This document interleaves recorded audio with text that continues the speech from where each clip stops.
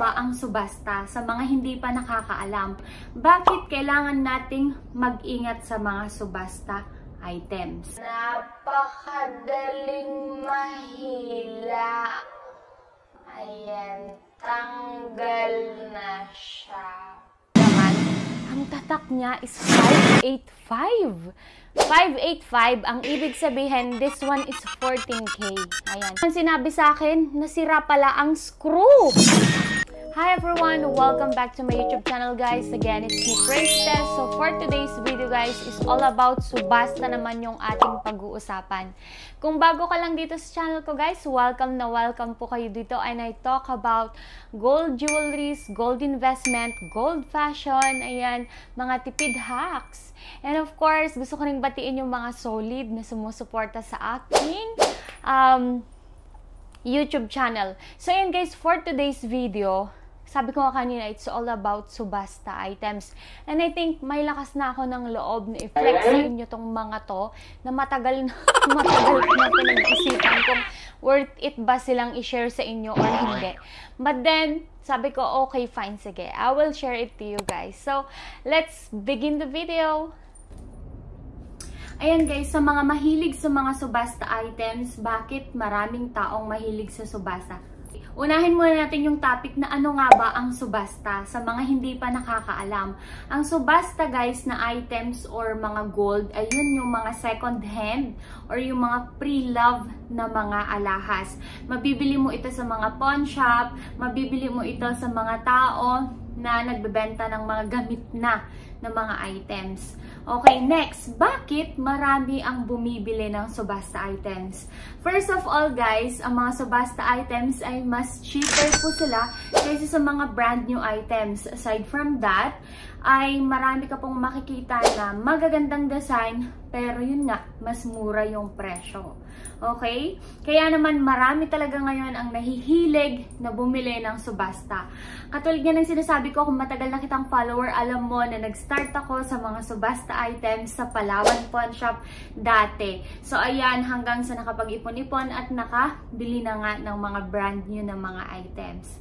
Okay? Walang masama sa pagbili ng subasta guys. Dahil ang mga subasta items, basta sigurado kayo na ginto, ay pasok na pasok po yan. At isa po yan sa magandang investment dahil murang-mura mo siya nabili, pero maganda ang appraisal. Okay guys, ito na nga tayo. Gusto kong sabihan kayo, bakit kailangan nating mag-ingat sa mga subasta items? Kung mahilig ka sa mga subasta na mga items, at bumibili ka ng mga gintong subasta items, ano yung mga kailangan mong gamit? Ayan, ano yung mga kailangan mong gamit personally para ma-check mo kung okay yung binili mong items. And dapat meron ka kung mahilig ka sa mga subasta na items. Unang-una guys ay dapat meron kang magnifying glass. Sa ngayon nauso yung pagbili ng subasta items sa online. O 'di ba? Sa online ang dami-dami nagla-live selling ng mga subasta items. Wherein hindi mo siya ma-check. Hindi mo ma-check. Personally, hindi mo matitignan kung ano yung possible na maging problema. So, pagdating sa iyo, kailangan mo ma-check kung ano yung hallmark niya. Ayan guys ha. So, eto, kailangan mo ito. Kung bibili ka naman ng may mga bato or mga diamonds, kailangan mong bumili ng diamond tester. Eto nga siya guys. Bumili ako nito, kaya lang low bat. Low-bat na siya. So, kailangan ko bumili ng battery. Ito naman ay nag-check kung tunay na diamond yung alahas or yung mga bato na binibili nyo. And of course, pangatlo, dapat ay meron kayong timbangan para i-check kung tama ang timbang ng nabili ninyong alahas. Ganun sabi ko sa inyo kanina, meron na akong lakas ng loob na mag-share sa inyo ng mga to. Kasi ayokong sabihan nyo ako ng tanga or something like that. Pero, dahil nga mahilig ako sa mga subasta, ayan, ano nga ba yung mga dapat nating i-check? Yun nga lang, huli na ang lahat. Dahil sa online naman ngayon, uso ang pagbili. Kaya dapat nga mag-ingat kayo. Unahin natin guys itong hikaw. Ayan, sa pagbili ng hikaw. Like for example guys, this one is hikaw. This one is 21K po siya. Ayan, 21K. Mahal pa man din ito. This one is 3.2 grams. 4 ko yata siya nabili per gram. Ayan siya guys, oh. 3,400 per gram. Ang mahal nito, and kung i-multiply nyo siya, so magkano siya? Ito yung kanyang price. Ngayon guys, nung dumating siya, in a very good condition naman. Ayan o, okay na okay siya. Pero, nung isusuot ko na siya, kasi ito makita, okay na ito pagsuot. So, ito guys, yung hikaw, ayan, hoop siya. So, maganda naman. Ayan, talagang mukhang brandy yung kanyang itsura. Yun nga lang, ano ang problema? Yung lock po niya, napakadaling mahila. Ayan, tanggal na siya. Napakadaling mahila. Ayan, tanggal na siya. So yun guys, isa yun sa mga problema pag bumibili tayo online ng hikaw, ng mga ganito, mga hoop. Ayan. Ayan siya guys. O, sayang naman. So, hindi ko alam kung anong gagawin ko dito. And, kaya, dapat talaga kapag bumibili kayo ng mga subasta items, dun sa mga mapagkakatiwalaan at dun sa mga may malasakit sa inyo. Ayan ha. Dun sa may mga malasakit sa inyo bilang buyer. Ayan, katulad nga nito, okay naman siya guys. Yun nga lang yung lock. So, mabilis siya malaglag. Kapag sinuot mo to, siguro mga wala pang isang oras, nawala na ito. Kaya never ko pa po siyang ginamit. And guys, kapag bumili tayo ng subastang hikaw, ano yung dapat na i-check or ipa-check doon sa ating binibilhan? Yun po yung kanyang lock. Okay? Mga lock sa mga hoops, yung lock niya. And of course, yung hallmark, dapat talaga ipatingin ninyo. And then the next one naman guys na ipapakita ko sa inyo is this one. Meron akong pendant dito.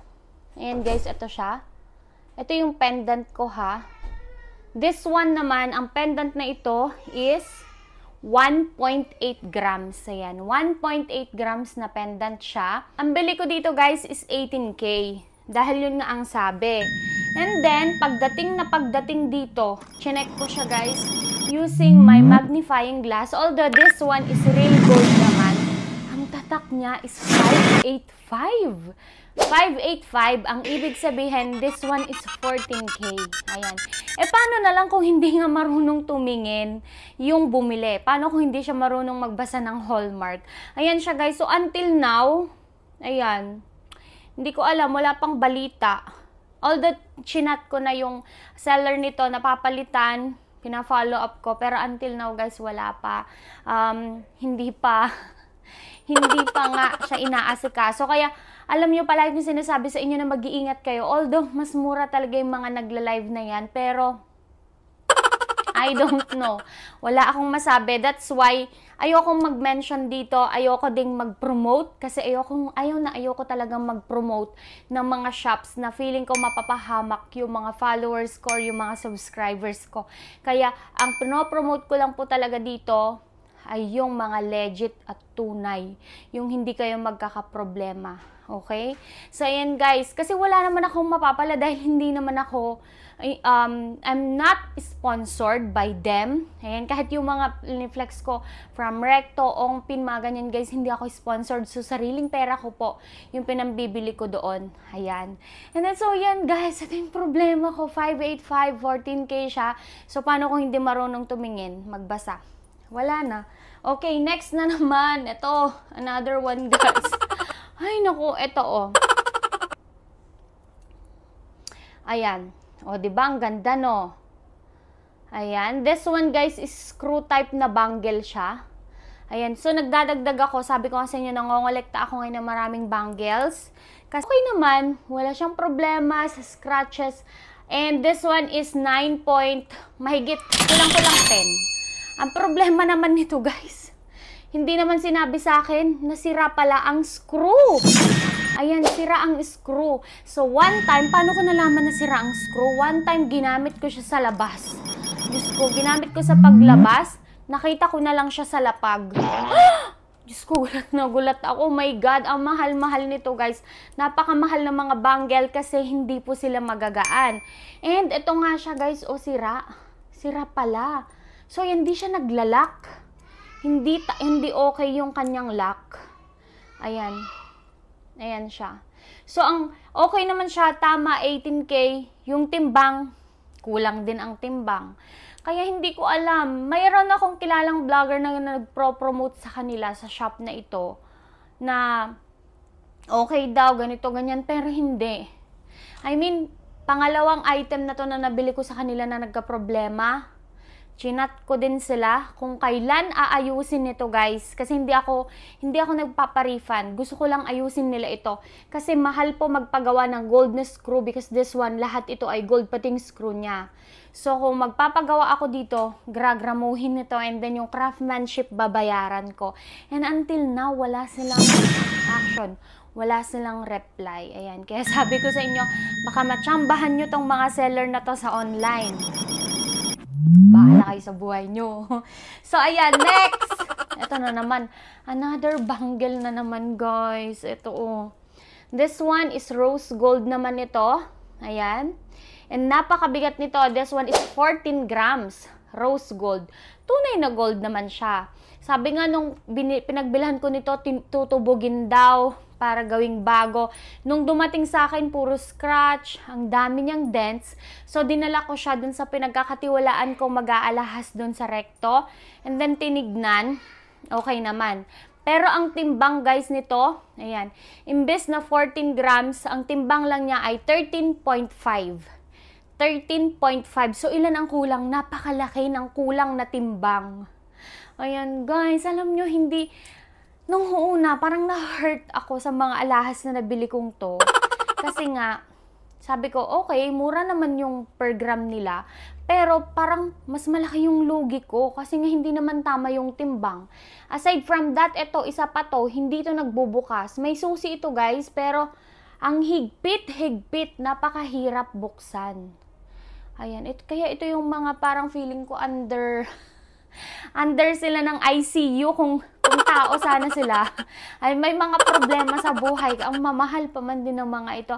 That's why, guys, wag kayong magtitipid. I mean, dahil mura yung per gramo nila, ganito lang mapupuntahan nyo. Either scammer kayo mapunta, or either mga ganito, mga defect na mga items yung mabibilhan ninyo.